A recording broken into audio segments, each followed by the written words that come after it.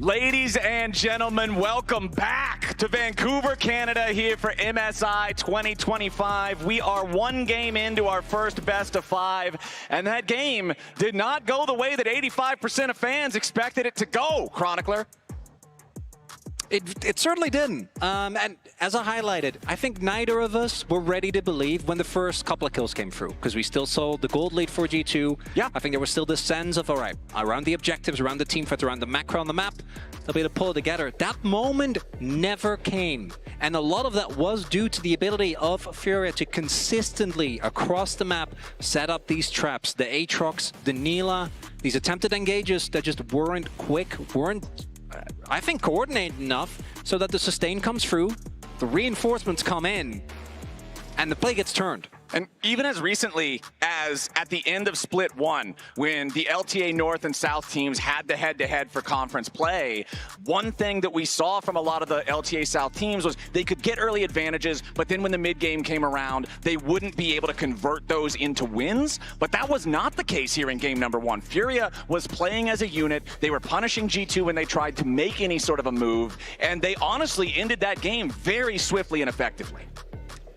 Now, I have had my fair share of best of 5s where game 1 looks like a blowout, but remember, I've seen teams then swiftly follow this up with recalibration into a swift freeze. We saw this at the first finals, right? Remember, back then, K-Corp able to get a very, very big win in that game number 1, and then Home Life tightened it up.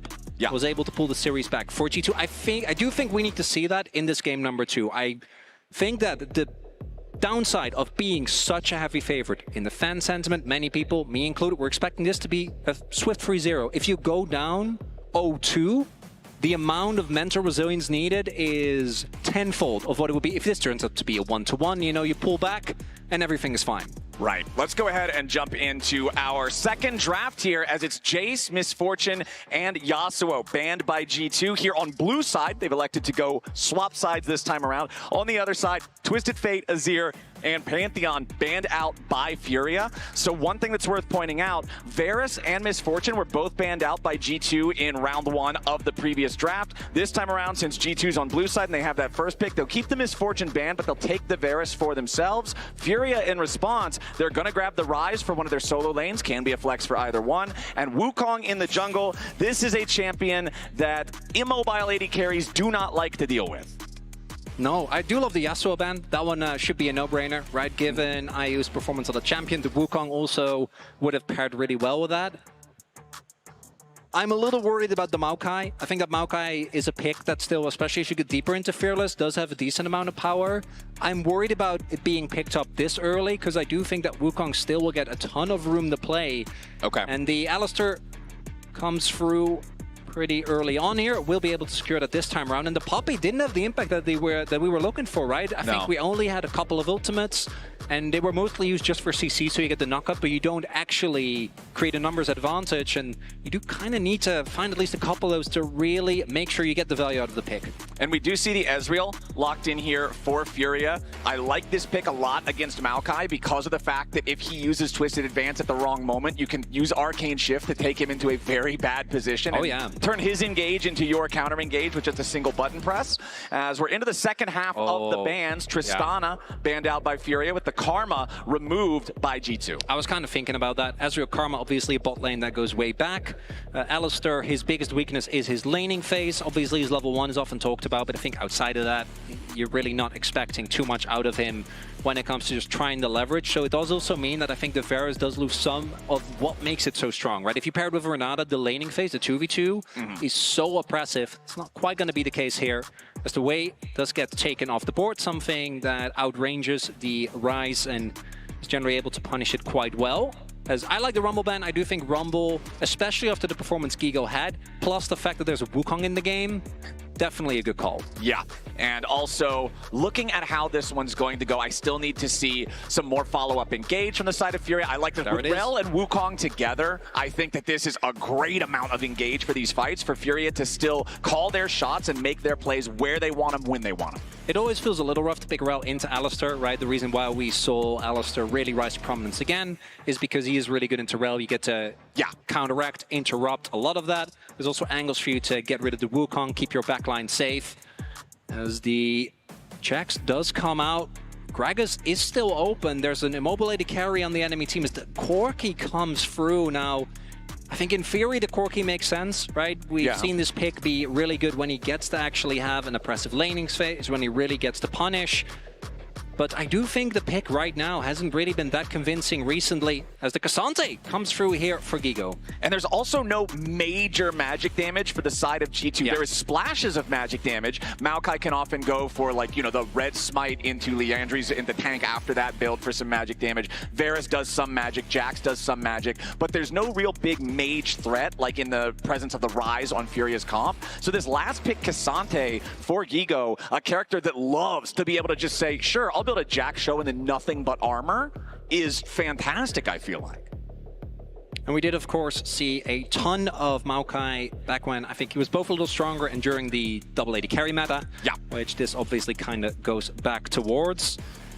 But let's be real, Flowers, game one, the draft wasn't really the issue. Like, obviously, I think playing a dive comp like that into a Neela can always feel a little rough, but that's not really what the game boiled down to. It was just a level of cohesion that was shown by Furia that was miles ahead of what G2 were able to do. Were able to set up a ton of traps.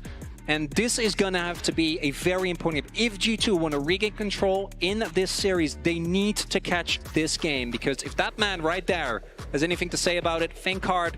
I mean, I don't have to tell you about this, Flowers. No, I'm very, very American when it comes to the my love for the NA versus EU rivalry. But we do also have to look at the G2 bottom lane, I think, when you're talking about G2 needing to win this game. Because when we go back and look at the laning phase, or just like the very early mid-game of game number one, it was Hans and Labrov who had that individual advantage in their own lane, right? It was like almost a 4-wave lead over IU. That's really impressive in terms of what they were able to build just in what was mostly isolated. So if they can manage to turn that into a win condition, that might be the key. I'm also willing to bet that Broken Blade isn't going to get himself solo killed this time around. Did take a lot of risks in the last game, which introduced an additional level of volatility. But for me, the biggest contributor, again, and I'm going to keep going back to this, I need to see more cohesion, because it felt like no two members of G2 were ever on the same page. Because this wasn't just, you know, often we talk about like mid-jungle, jungle support, but I feel like all of the members just felt like they were on very different pages, and clearly not going to be able to get away with that.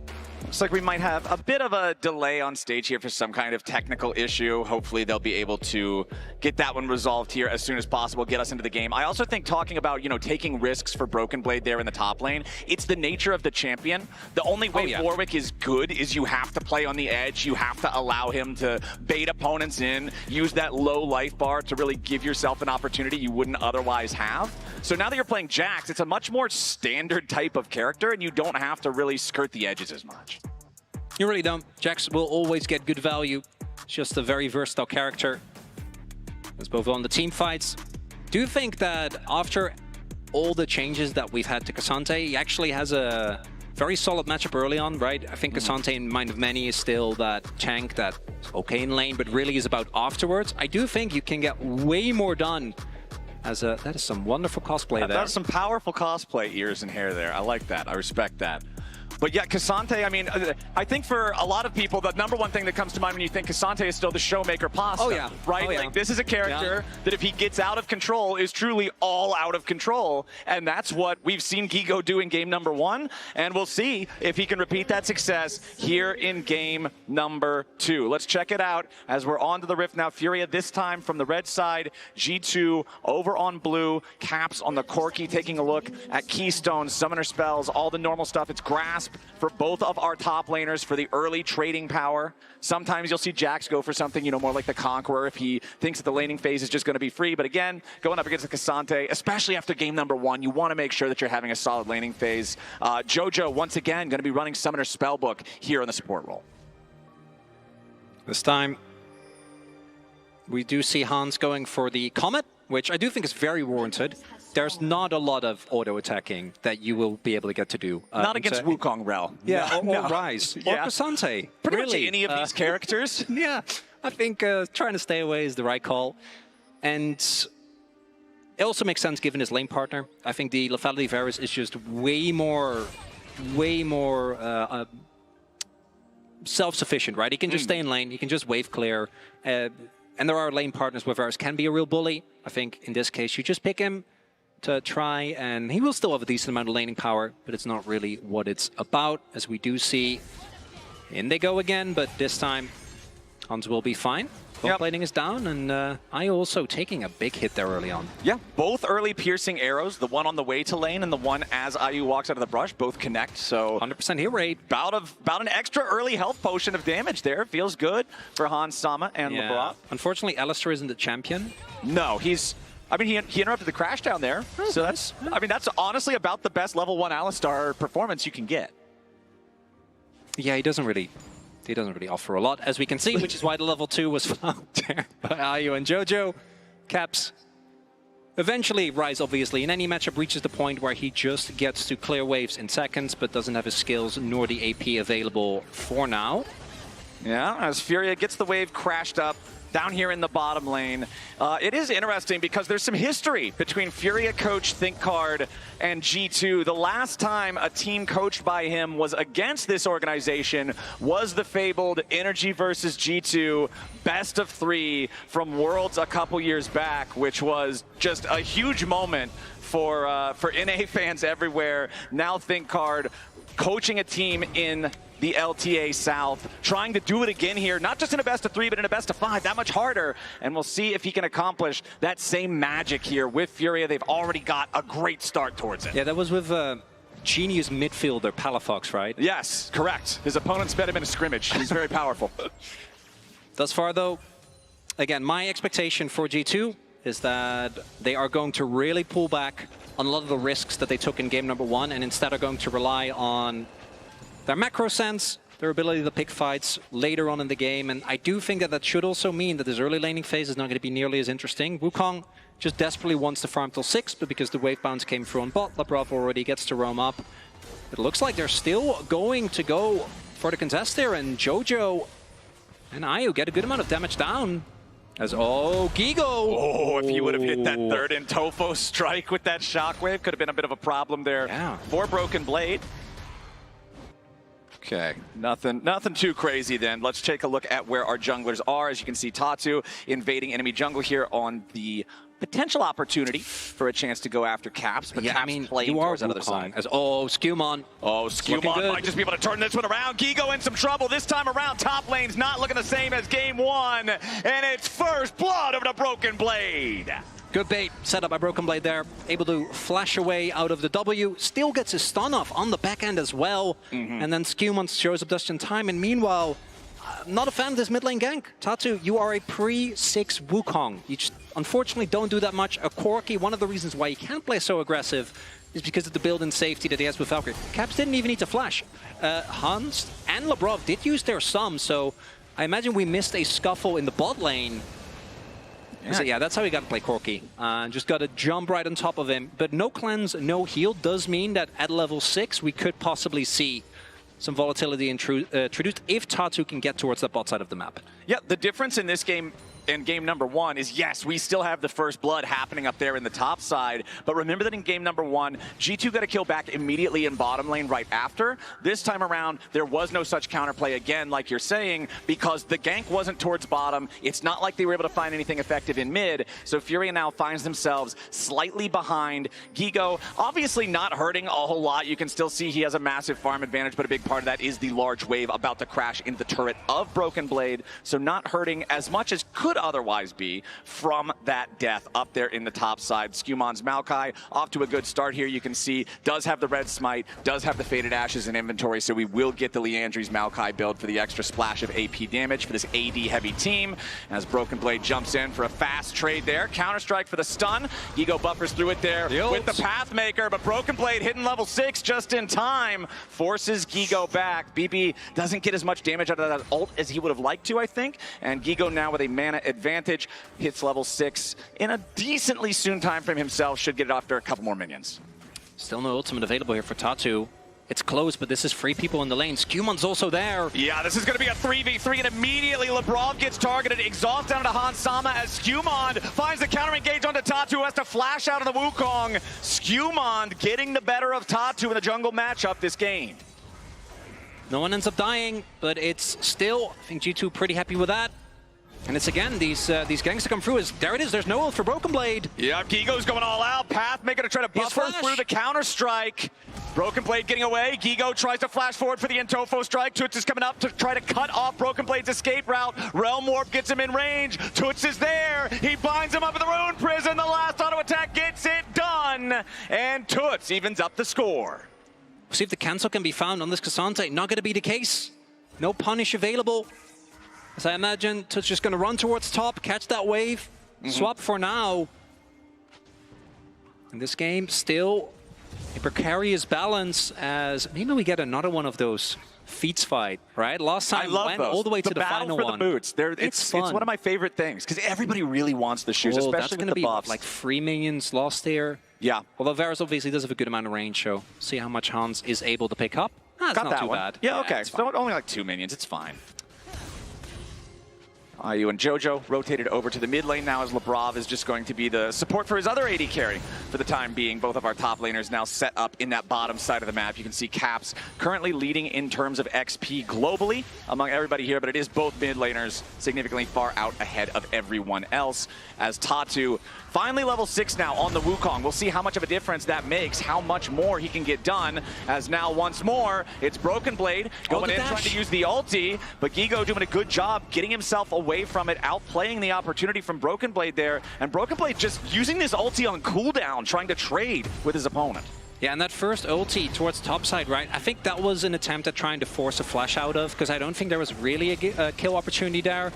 There is on the cross map though, good amount of pressure, but oh, Tatu, instead of going for Dragon, it looks like he's trying to go for the counter punch. There is, I think, a counter-strike available, so we'll see if BB can outplay this. Yeah, this is pretty dangerous. Jack's very effective at defending against these types of situations. Gigo is about to die to the turret, he barely gets away. Tatu needs a little bit more distance to close into Broken Blade, and he finds it finally there with that last Q. So Furia gets their man. Gigo barely survives. That's a 2-1 game now for the side of Furia, but it does come at the cost of G2 Esports claiming all 3 grubs on the other side of the map. Now Skewmond firing off the ulti, wants to catch Gigo with it. Pathmaker to try to buffer through the CC. Cassante's tanky, but he's only got 50 health, and Skewmon brings him down to tie this game up at 2-2. Feels like Gigo could have maybe left after they got the kill. Yep, perhaps. Maybe. Just a little. They did get obviously they knew that the grubs were being taken, so maybe underestimating the speed with which Skewmon could get towards the bot side. We also saw what was maybe a little bit, I thought that they maybe were going to look for a topside play the moment they saw Skewmon in bot, but doesn't look like there really was a window. And G2, gold lead remains basically non-existent here for either team. Dragon is advantage for Furia, but G2 is sitting on the free grubs that obviously they picked up. Tatu getting my favorite experience as a jungler. Your laner is just not quite in range there to catch the waves, so unfortunately you have to do that job yourself. A little bit of extra econ. Especially as Wukong. Oh yeah. The kill going to Wukong I think is also actually a big deal. We see that still Gigo is in a great position when it comes to gold advantage, thanks to the CSing and the plates. So he did get the plate, so I guess that maybe he would call worth on that one, as the Dragon is going to come over here. Is plus 125 gold on your Cassante worth more than plus 300 on the enemy Maokai? Yeah, I'd say so. That's the question, right? Yeah, no, I really think so, especially given the fact that Hans, who, even if he does go for an on-hit build, I don't think it's going to have the best of time into Cassante, but it does obviously mean that until you reach really late game, I do think that ever since the change to the lethality Varus, once you reach like 4 or 5 items, you do actually have a deceptive amount, even against tanks, but it is a lot of Qs, right? And you still need to also make sure that in that time you don't get engaged on, and then we look at the enemy team and there's Wukong, there's Rel, and there's Rai. So I don't think that's going to happen. Well, we've got the first 2 fully completed items for both sides coming online now. As you can see, the Rod of Ages has been completed for Toots' Rise. Going to start stacking that one now, so it'll be done right around the 21-minute mark there with those stacks. Meanwhile, on the other side, it's Skewmon, who's been a part of both kills so far. It's Skewmon who's getting his first item fully completed with that Leandries. Now I'm expecting him to go more towards tank. Just rely on everybody else on the team. I think between Corki, Varus, and Jax, you have plenty of damage. This is also, right there, is one of the big advantages that Varus has, right? Particularly with lethality. You can always play pretty far up. because they need to respect, because you are still strong in the all-in. Yep. And they don't really know where the members are as a flank on Jojo here. He's in deep trouble. Yeah, Jojo's about to have a bad time. He tries to flash away, so at least Labrov can't knock him the other direction. But meanwhile, the Bramble Smash from Scumon's going to do the same job anyway. Feet of Warfare claimed for the second game in a row by G2. In both games, it was a 3-2 count on the kills. And now IU is stranded in a 1 versus 3. You're against an Alistar that's got an ultimate. This tower dive from G2 could be deadly, but IU survives as Gigo comes in with a TP to threaten the counterattack if G2 overstays. But that just opens the door wide here in the bottom lane for Broken Blade to catch up in gold through some plates. Yeah, big win there for G2, even though you can't kill the Ezreal. The fact that Broken Blade with the Demolish gets to just spend some time alone in that lane due to the roam from the Rise. It's not like he is going to be able to get much more than that. Does need to respect, as we do see 2-level lead, by the way. And that's with Rodave just not even close to fully stacked. Right. That's scary stuff, man. Oh, the Wukong looking for Caps here. Caps needs to have his spidey senses tingle a little bit. Does it flash? Detecting this, especially if Tatu can time the Cyclone correctly to interrupt the Valk as Caps tries to get away.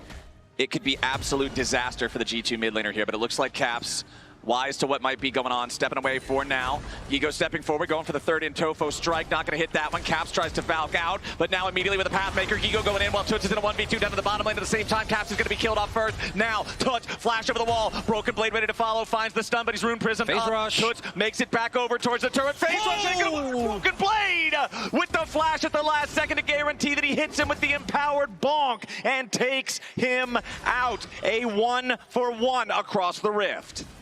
Big cross map there. Looks like G2 this time not going to go for the Battle of the Boots, just going to claim them straight up towards this bot side of the map. And G2 says, okay, Broken Blade, we get it. They're paying a lot of attention. We're going to give you some love. Yeah. As the play towards the bot side, it does end up working out. Yes, Caps does go down, also uses flash, but he trades for 2 flashes. And because of the cross map, I don't think he's going to be too sad about the whole situation. And I'm liking what we're seeing from G2 more this game, not just in the game itself, but in the draft. They're a team that has been known historically for their creativity. They're also a team that can overcook it a little bit sometimes. Maybe leave the draft in the oven a little bit too long. Last time around, we saw them use the Warwick as the counter pick into the Aatrox. It doesn't pay off. This time around, you've got Broken Blade on a champion that you know he can pilot very well on the Jax, but it's also not something that's way far out of the meta like that Warwick. And since they're playing around it too, I feel like they are setting him up so much better. Still got to give credit to Gigo, though, despite the fact that he's 0 kills to Broken Blades 2, he's still got a significant gold lead because of the massive farm lead. As now, towards the bot side of the map, that top lane you were talking about, even with the kills, even with the first turbot, as you highlighted, Broken Blade still fine as the TP comes through. There's a lot of people here, though. Yeah, remember, Labrov with the Alistar ultimate. This is a powerful turret dive, but not when you go in that early. Labrov just barely gets away. It's all calculated by G2 with a full 5-man send. Jojo steps away from the chains of corruption, right back in to Broken Blade's waiting arms. And G2 is not making the mistakes from game 1 again. It was a bit quizzical when Labrov just went in when the wave was about to crash, but the timing ends up working out. There is enough support from the rest of the team. The damage comes through, and Gigo didn't have TP, so there's no way for him to join. We had the full 5-man rotation, because Hans also, I think, just walked from mid lane towards the top end of the map. And if this Einer falls as well, even if he ends up dying, which I don't think is a given, Jack's obviously quite slippery. Yeah. Wukong, they'll be able to get him. It'll take a while, but that doesn't matter. I think that the trade is 100% worth it, although the Dragon will most likely go over to FURIA.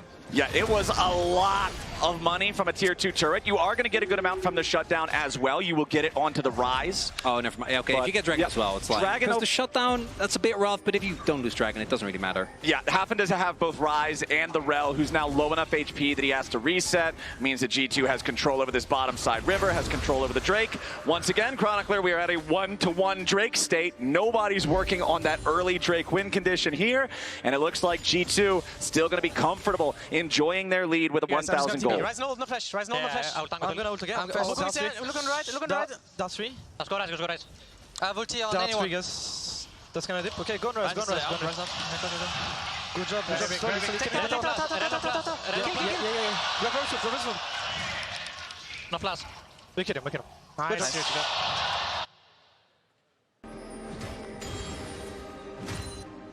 As you see there, G2 really doing what I think we were all expecting off the game one, pulling it back, only going for plays when the whole team is there, the whole team is ready, and the coordination compared to game number one is night and day. Now, I do want to be clear, it's not like FURIA's composition doesn't scale well. They still have, particularly the Wukong and Ryze in mid to late game team fights are absolute menaces.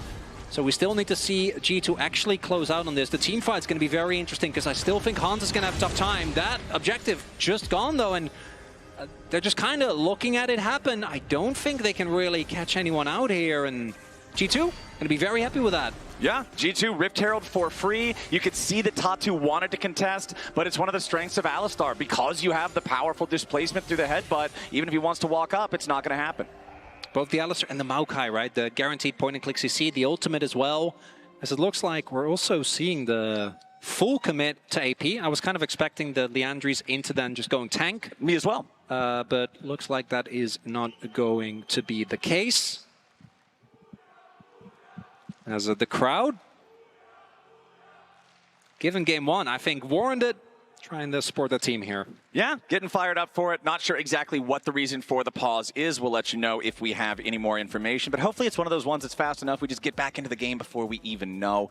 I am really excited to see where the rest of this mid-game starts going. G2 are controlling the objectives more overall. The Drakes, of course, even split 1-1. But all three grubs for G2. They've got the Herald for the side of G2. They got the first turret on their side as well, securing themselves the empowered boots, like you were also mentioning earlier. They've got a lot in their pocket, but I need to see it still come together in the mid game. I need to see the coordination. For me, the biggest difference, as you highlight, obviously the coordination for the team as a whole is better, but what's really important with any Maokai composition, and particularly into the amount of hard engage that the enemy team has, is if you are first to an objective, approaching is such a nightmare for the entirety of FURIA, because there is, especially now that they're beefed up by a ton of AP, the saplings, there's just the fact that you have the ultimate, there's the Alistar, and outside of the Varus, basically every other single target that you can try and get a pick on is not really going to work. You have the Jax who can still Counter-Strike. I imagine BB is also going to go towards like a third item Zhonya's as well to make even the late game that a problem. Then we have the Alistar, who self-explanatory just can't really go on to. And then the Corki has, even with his short range, a lot of safety with the Valkyrie. So it does make it hard. The Varus though, yeah, Hans, just make sure you're looking from a distance. Yeah. And, let the rest of your team stand in front. Because if you just get to use the fact that right now your lanes are looking good, and there's not really an opportunity thus far for FURIA to get to those objectives first. Like, this is a really good example, because what you'd really want to do had you had full control as FURIA was just go for the cross map, right? Like, try and push in. But Cassante alone in the side lane doesn't hit the same as a Jax would. Exactly. Update on our pause. We do have a peripheral issue. Looks like Lebrov is having some problems with his mouse. So we're going to see if we can get that swapped out, fixed, taken care of in whatever way is most effective so we can get back into the game ASAP. But until then, I have been very interested so far in this game, just how much more G2 is playing around Broken Blade. We talked about it a little bit earlier, but if you remember back in game number one, even after we saw that first solo death from Broken Blade on one of these iconic like Broken Blade champions, we looked at the player cam, you could see the frustration on his face, right? It's like, I messed up, I shouldn't have taken that fight, he got me. And now seeing the rest of the team play around him more, try to set him up more for success, prevent that, and help him kind of find that mental rebound, I love to see it. It also, in that specific matchup, like if an Aatrox gets ahead and you're a jungler, you're like, I'm sorry, man, I don't want to get in that lane. What do I do to this guy? Well, if this backfires, we just both die. Particularly when it's a champion like Warwick, right? If that would have been something like a Cassante, I think you have a lot more confidence going in because you have so much more time, you have a lot of CC. But with Warwick, it is kind of fall behind and you are somewhat doomed. So this time around, G2 really pivot, pay way more attention towards Broken Blade, and that's for me the biggest difference. every play looks like the players are clearly communicating. Everyone's on the same page, right? The top play looked a little dicey, but because of the response from the rest of the team, the damage does come through. Lebrov is able to get out without too much of a hassle. As hopefully we can get back into game soon, because the series really still in an interesting place. Because as mentioned, I do think G2 in the position that they're in now, getting Prio is really easy because they have, right, the Jax, who obviously is a split person managed. You have the Corki and Varus, both of which have great wave clear. So we'll see if FURIA is somehow able to regain control in this game. And I think it's going to have to be engages, right? The Rel as well as the Wukong, the ability to just get on top of the enemy backline is definitely very, very big. Yeah, I think that's one of the reasons why the early game has felt a little bit more difficult for FURIA this time around. You talked a lot about how Wukong wants to be this level 6 power farmer. Tatu went for a potential play mid lane. It was 2 ganks, right? The bot one as well. And they fizzled out. They didn't work. Yeah, the bot lane gank that ended up actually just being counter ganked immediately by Skewmond. It ends up costing Tatu his flash. So we get to see 2 failed ganks, one of which costs a flash before the level 6 is even active, which then slows down the Wukong, so we don't have those big, powerful skirmishes and team fights. And I think that you're exactly right. If we see one of those types of moments where Ryze and Wukong both get to play their game, then all of a sudden it's a lot more difficult for G2 to play it outright. As the players, you can see, just trying to maintain focus. It's tough, man. During these long pauses, it completely takes you out. To be real, it's hard for me. Yeah, you know, we're commentators, and it's like, I want to get back into the game. Oh no, I was talking because, you know, in the LCK we love just yapping about anything. I'm shocked that we've been able to stay on topic for basically the entirety of this series. We're locked in, man. It's the first game of MSI. We gotta be. Lock in. I know. I need gameplay. We're in, but we're not actually in. Sorry, I was speaking hyperbolically. Figuratively. Figuratively. That's mentally that's we're not actually back in the game. Sorry for anybody who was just watching on a second monitor and you had the audio up. We're not actually in. The game is still paused. The mouse is still being fixed. But it looks like our ref is swapping out some cables, plugging in something new. Okay, feeling good about just this got an update. It's only going to be like another minute or so, hopefully. So we should be able to. Ideally. Okay. Otherwise, at what point do we start talking about what your favorite thing in Vancouver has been so far? Give it 3 more minutes. There was a really good shawarma truck. It was really tasty. My guy. Why? I mean, I'm sure it was good. You posed the question. You were a pander. You know, I'm like, oh, the most Canadian thing ever. I had poutine. It was a no. I mean, there was a Canadian shawarma truck. I don't want you to lie. It was good. Yeah, it was really tasty. Very highly rated. 4.9 stars. 4.9. Yeah. Every other thing that I saw, second highest rated thing I saw anywhere else is a 4.7. This was a 4.9. Yeah, that's kind of crazy. What about you? What's been your favorite thing so far? That's hard. I haven't fully been here because obviously I flew in from Korea. Right. And I'm only 70% sure that everything I've experienced actually happened and wasn't just me being asleep. The jet lag delirium. Oh yeah, it's great. Yeah. It's great. I had the same thing back at first stand. It's like the same thing. It's bad. Yeah. Oh, it's real bad. Yeah. Well, you also have the added issue of, you know, you can't really eat anything. I at least can eat most stuff here in Canada. It's fine. It's okay. You make it work. You make it work. But we've passed the 1 minute, right? We're seeing it's like the mouse configuration program thing. Are we gaming? Well, we're not gaming yet. We might be. That. Yeah, sorry, again, if you got us up on a secondary tab or something, we are not yet quite gaming, but we're getting back close to it. Shout out, Benny88999. Thanks for subscribing, bro. During the pause as well. Good job, Benny. That's commitment. Yeah. Benny's in there. I appreciate that. Okay, Broken Blade, just checking. Hey, man, what's going on with the mouse? Gonna play? Gonna get back into the game soon? It's like when you're playing flex queue with your friends and somebody says, hey, I'll be right back, give me a couple of minutes, and it's 15 minutes later and you have to go to typing in the Discord. Where are you at? How often has that happened to you, Flowers? Oh, plenty of times. Plenty of times. You want to call anyone out? That was the moment. I mean, Raz is one of them. Let's actually call Raz out right now. Analysts, I've just been informed by producers. We're going to toss things back to you guys for the time being while the mouse continues to be fixed. What are your thoughts? Brother saying? Raz, they're throwing you under the bus. I didn't even know what he was saying, but it must have been a lie.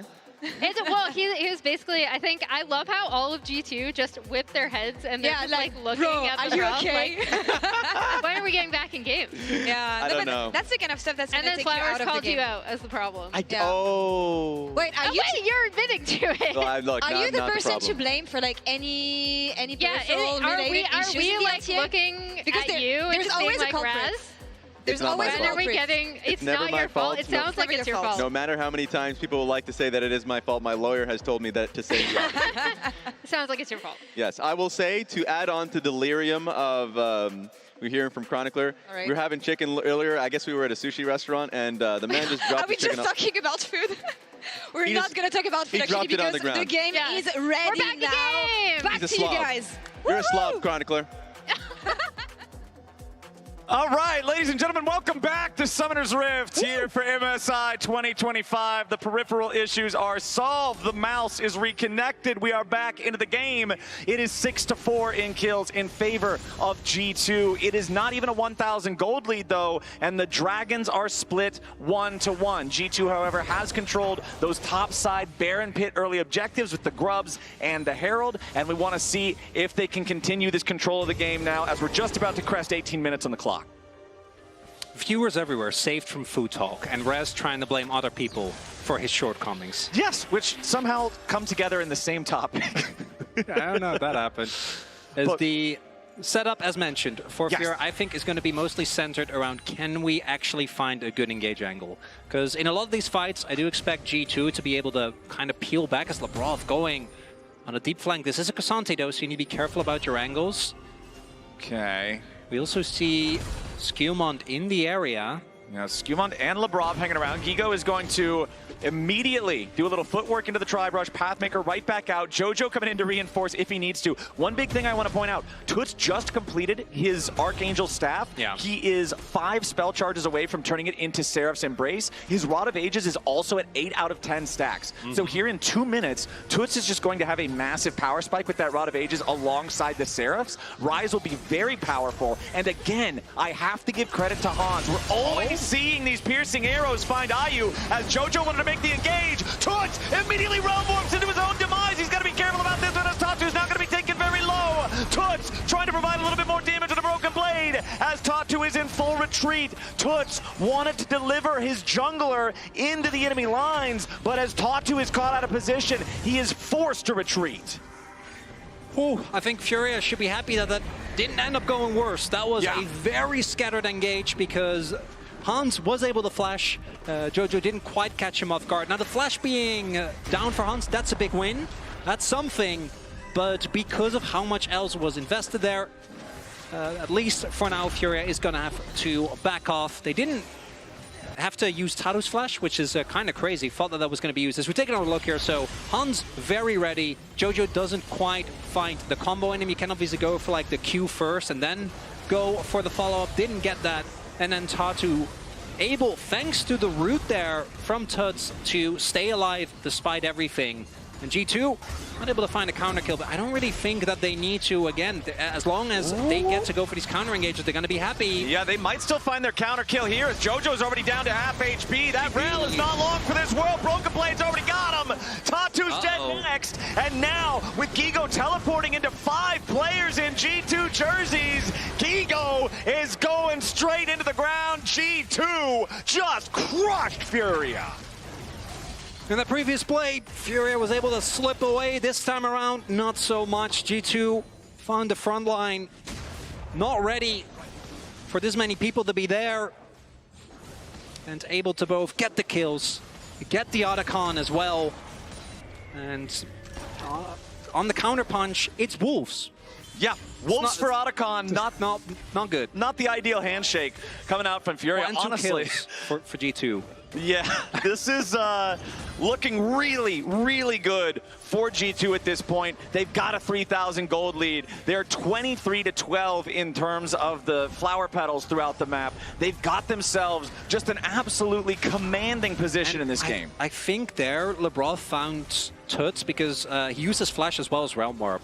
As did Labrov, so I imagine that happened off screen while they were setting up for Dragon. That should mean that this next Hextech Drake is basically guaranteed to go to Furia as... Ooh, Broken Blade. Yeah, Broken Blade getting a little bit of damage onto Ayu there, forcing him to Essence shift back over to safety, as G2 just has total control still over this bottom side river, over this Drake pit. Easy enough for AP Maokai to just burst this thing down fast enough. Not insanely quick, but still not like there's any contest when G2 is finding opportunities like this. And the big thing is that Rel, so much of her tankiness comes from the ability to CC other people. So if you're just caught, there's not really that much you can do. This TP obviously feels really bad. Understandable in the moment, but given that both of your frontliners just die in seconds, it just is a TP to the death. And I think you can see as well from the G2 coach's response, they know, right? That was a really big moment.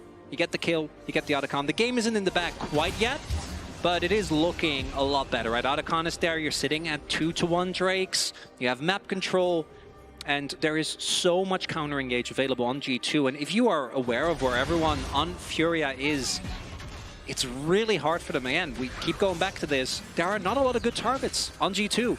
There's Hans Sama. That's about it. Yeah, well, so, I mean, if it caps like that position, obviously, then maybe, but even then, like the Maokai, the Counter-Strike, the Alistair, the Locket available as well, just makes it so hard to actually get back in the game. And it wouldn't be surprised if you two also are in comms just going, guys, just keep playing this slow. Like, this game could go on for another 20 minutes like this, and that's fine. Yeah, it's not a problem. As long as we keep stacking the objectives. It goes back to what you were talking about at the beginning of the game, right? Like, when you're coming into this series such heavy favorites and game one is as one-sided as it was, you need a good bounce-back game to make sure that you don't start slipping further and further and further away from a solid mental state. And G2 seem to be bouncing back excellently in this second one. Really, all you need to avoid with Otacon taken especially, that's one of the big breakpoints that we often see for teams, where they overestimate how quickly they can do it, they end up getting caught. It's really just avoid a Baron flip, and anytime soon there shouldn't really be a big opportunity for FURIA to regain some control of this game. We see as well, when it comes to the sideways, continuously very far pushed up in favor of G2. Look at Caps towards the top side of the map, has the 2-item spike now hit. Now Tuts is close to 16, did get his Roa fully stacked as well, but just the Rise, I don't know if that's going to be enough. And the fact that they don't have the damage from Ayu is a big deal. He's very far behind. Yeah, 1.2 thousand gold lead individually for Hans over Ayu, the largest individual gold lead in the game. And again, another piercing arrow, another hit. Every time we are seeing Hans fire these, he's hitting targets. He's making it that much harder for FURIA to try to full send these engages. We've seen how squishy these guys are when they go in and they don't find their CC, they don't find that perfect engage. And Hans is a big reason why everybody's melting as fast as they are. FURIA, it feels like every time we're looking at their players, they're just grabbing a camp here or there. They're trying to scrounge up whatever scraps are left, and G2 is just choking them out of Summoner's Rift. Look at the state of the vision across the map right now. There are virtually no FURIA wards anywhere, while G2 is lighting up the enemy jungle like a Christmas tree. They're making sure this whole thing is bright and easy to see any movements that FURIA might try to make. And that's G2 now. It's very straightforward. Just keep starting Baron, and every time they come out, poke them off. The only thing you want to avoid at all costs is an actual flip. It's really hard to reliably deny access to Tatu, although if you just put him to like half health this early on, that'll work. I mean, Jojo goes in, but where's the follow-up? True Shot Barrage doesn't hit. Hans gets found. Gigo's gonna die at the same time. Jojo engages on the enemy AD carry, but there's nobody else next to him. And FURIA is just all out of sorts here in this second game. G2 perfectly confident to stay in the position they're in, to continue forcing FURIA back out of the jungle. And now, with the enemy top laner down, with that Cassante frontline no longer a threat, now G2 start up the Baron and dare FURIA to stop them. Oh, that's a creative angle that we see here from Tatu on the Wukong. It does get spotted though. I don't think he's going to be an opportunity to actually get a steal here. Going all the way around is, Jojo. Yeah, Jojo is out of there. They know, yeah, you see the pings coming down. Like, they are aware that he's behind them. He was spotted earlier on. Ayu gets out, Toots gets out, but getting out is all they're going to get because the rest of G2, they've just got control over the Baron pit. Tatu trying to be a man on a mission, but the only mission now is survive. Tatu will have to use his Cyclone to disengage. Broken Blade keeps on the chase. He's just going to force Tatu back, and Baron goes over to G2 26 minutes in. And this perfectly sets up for in 15 seconds that Hextech Soul Point Imminent for G2. And FURIA they just don't get an opportunity to play the game, right? They're just getting very slowly choked out. And again, Maokai to me is one of the worst champions when it comes to falling behind, because it's already hard to regain any semblance of control against a team like G2 as IU. Oh boy. Yeah, that Maokai ulti is not going to give him anywhere to go. Trying to pop the cleanse to get out of it. But Broken Blade is powerful on the Jax in this second game. And Han Sama's chains barely miss on JoJo, but Labrov ready to follow it up here with the pulverize into the headbutt. That's 2 for G2, and now it might just be something back for FURIA. Gigo wants caps, but he has to trade his life to find it. 3 for 1 across the rift, as now it's only Tuts and Tatu to try to defend, but they're nowhere near the lane being pushed, Chronicler. The tier 3 turret in bottom is already fallen. The inhibitor is the next target. It's 2 Baroned up cannon minions. It's the Rift Herald power, the Void Gruff power, making sure that these structures fall that much faster as Tatu and Tuts. The best thing they can do is make sure they only lose 1 inhibitor instead of 2. Yeah, it's looking like Elder Flip or bust. That's, I don't think we're getting there, my friend. I don't think we're getting there, no. Because obviously there's going to be soul point now here for G2. Hextech Soul is also one of the souls where becoming or trying to play the game truly becomes a nightmare, particularly with the amount of poke that's available. Like every single sapling, every single Corki rocket, and every Varus arrow will slow and damage the entire team. Yeah. It's a bad time, Cap. It's not good. Yeah.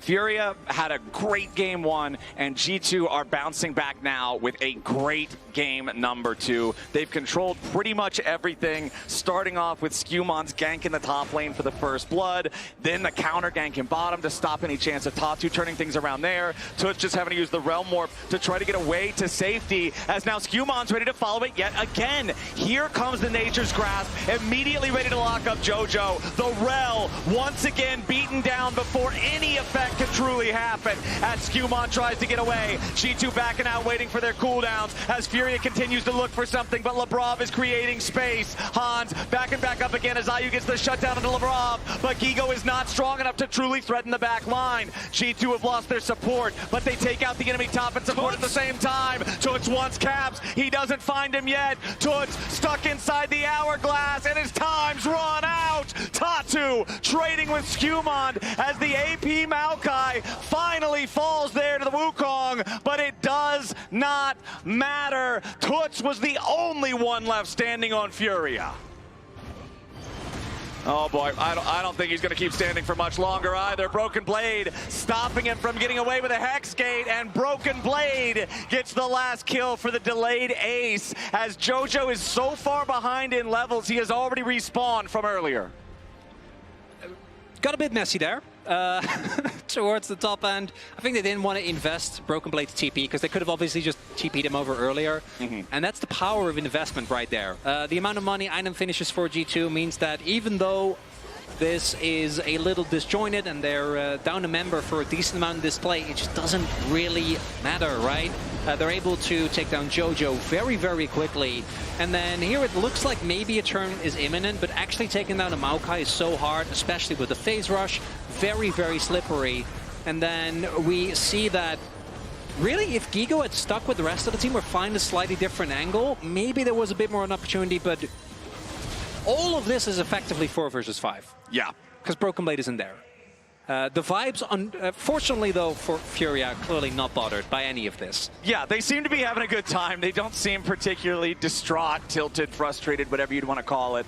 But G2 are having a better time, I would have to bet, because they have control over the game. They are 7,000 gold ahead. They are on Soul Point with 2 minutes left on that Hextech Dragon Soul. If they want to wait that long to take it, there's also even less than that, just about a minute and a half until the Baron spawns. G2 with total control over the Rift. They are now looking like the team that I think everybody would hope that they would show up as, this international competitor that has been to so many events before, now in the play-ins, now up against FURIA, losing the first game.